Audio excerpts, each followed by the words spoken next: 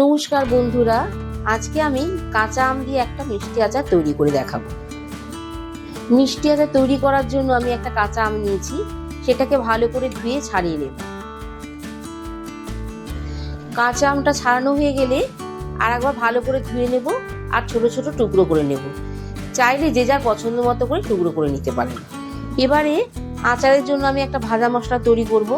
তার জন্য আমি ওভেনে কড়াই বসাবো। তার মধ্যে আমি 1 চামচ মৌরি, 1 চামচ জিরে, 1 চামচ মেথি, 1 চামচ কালো জিরে, 1 চামচ গোটা গোলমরিচ, 4-5টা লবঙ্গ আর 1 চামচ সর্ষে দিয়ে 1 থেকে 1.5 মিনিট হালকা আঁচে ভেজে নেব। তারপর সেটাকে গুঁড়ো করে নেব। এবারে ওভেনে একটা কড়াই বসাবো। তাতে আমি 1 বাটি চিনি দিয়েছি আর 1 বাটি জল, সম পরিমাণে চিনিটাও নিতে হবে, জলটা নিতে হবে। দিয়ে চিনি আর জলটা ভালোভাবে ফুটিয়ে নেব, যাতে চিনিটা জলের মধ্যে মিশে যায়। এরপর চিনি আর জলটা যখন ফুটতে শুরু করবে, তখন আমি তাতে 1 চামচ নুন দেব, দিয়ে আর একটু ভালোভাবে ফুটতে দেব। চিনি, জল, নুন একসাথে মিশে যখন একটা শিরার মতো তৈরি হবে, তখন আমি আমগুলো দিয়ে দেব। আমগুলো ফুটে উঠলে একটা ঢাকনা দিয়ে আঁচটা কমিয়ে প্রায় 10 মিনিটের মতো সেদ্ধ হতে দেব।